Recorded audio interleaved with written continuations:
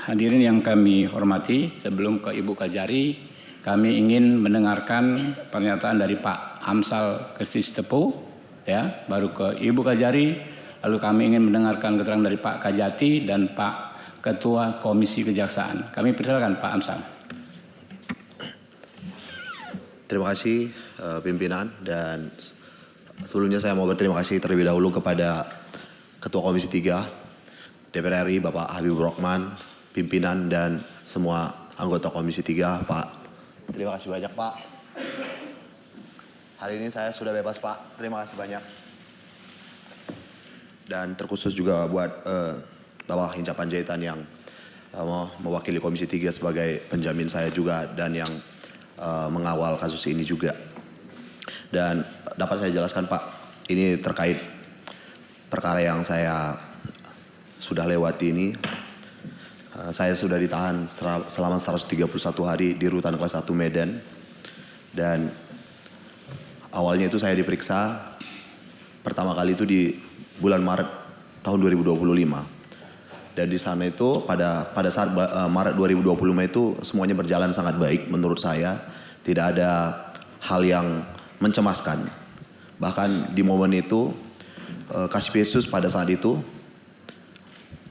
setelah penyidikan itu berbicara, di ruangan itu ada Pak Juniadi Purba yang sebagai penyidik pada saat itu dan juga Pak Wira Arizona. Jadi di dalam ruangan itu ada kami berempat. Di situ saya sempat ditawarkan untuk menjadi saksi ahli karena dia bilang Amsal ini yang paling memahami cara pembuatan video profil ini gitu.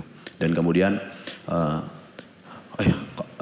sempat juga ada penawaran untuk pembuatan video profil Kejaksaan Negeri Karo gitu. Tapi memang tidak saya iakan karena ada beberapa alasan seperti yang sudah saya sampaikan. Dan saya hanya mengiyakan untuk mereview jalannya penyidikan yang saya upload di akun TikTok saya, Pak. Dan kemudian berselang 8 bulan saya kembali diperiksa. Itu pemeriksaan saya kedua tanggal 19 November 2025. Dan setelah pemeriksaan itu saya langsung ditetapkan menjadi tersangka.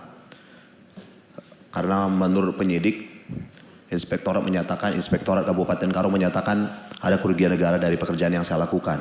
Padahal faktanya saya sama sekali tidak pernah diperiksa oleh badan pemeriksa keuangan manapun. Saya tidak pernah dipanggil oleh inspektorat dan makanya saya saat itu bingung.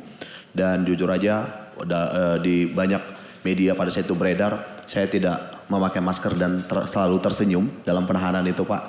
Karena di hadapan penyidik saya bilang saya nggak usah pakai masker, Bang. Waktu penyidik Bang Juniadi Purba menawarkan saya masker, saya bilang nggak perlu, Bang, karena nggak ada yang perlu ditutupi. Saya nggak malu karena saya bukan koruptor, saya tidak mencuri sedikit pun uang dari negara ini. Dan kemudian saya langsung dibawa ke Rutan Kelas 1 Medan. Ya, saya nyampe itu sekitar jam 7 malam. Dan terkait intimidasi lewat brownies coklat itu terjadi di tanggal 1 Desember 2025. Kenapa saya sangat ingat, saya tulis semua kejadian-kejadian itu di buku ini, Pak. Judul bukunya ini Cerita Orang Kalah. Cerita Orang Kalah ini saya pastikan saya buat karena tidak semua orang yang ada di penjara itu adalah orang-orang yang bersalah.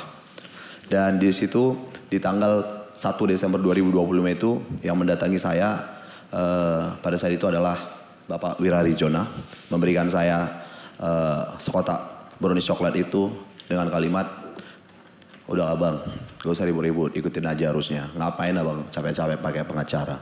Nanti kita bantu di tuntutan." Ada yang terganggu, kurang lebih seperti itu pimpinan. Dan tapi saya di situ cuma tersenyum. Saya bilang enggak, saya akan terus melawan. Itu pimpinan, dan itulah kronologi singkat sampai proses adanya brownies coklat itu.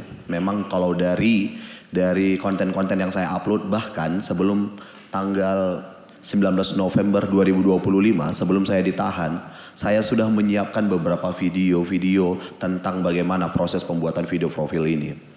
Jadi sebelum saya ditahan sudah ada beberapa part dan saya sudah pesan kepada istri saya, kalau ada sesuatu yang buruk yang terjadi tolong angkat semua video-video ini gitu. Dan setelah proses persidangan itu berjalan, banyak hal yang membingungkan pimpinan. Banyak hal yang membingungkan. Yang pertama itu adalah ketika saya menerima LHP, laporan hasil perhitungan kerugian negara, itu ada beberapa item yang tidak diakui. Itu yang menurut saya paling menyakitkan buat saya sebagai seorang pejuang ekonomi kreatif. Karena ketika ide tidak diakui, ini bukan saja sebuah kejahatan, tapi ini sebuah penghinaan akan sebuah karya. Editing tidak diakui, ini sebuah penghinaan akan sebuah profesi. Dubbing tidak diakui, cutting tidak diakui. Apalagi yang paling sederhana sebenarnya, mikrofon. Itu di setiap video yang saya buat itu, kalau pihak auditor benar-benar mengecek semua video yang saya kerjakan itu, kelihatan kok semuanya pakai ada clip on-nya gitu. Tapi tidak diakui juga. Dan hal yang lain, yang saya pikir dari awal sebenarnya majelis hakim yang memimpin persidangan saya itu memimpin persidangan dengan sangat baik, Yang Mulia.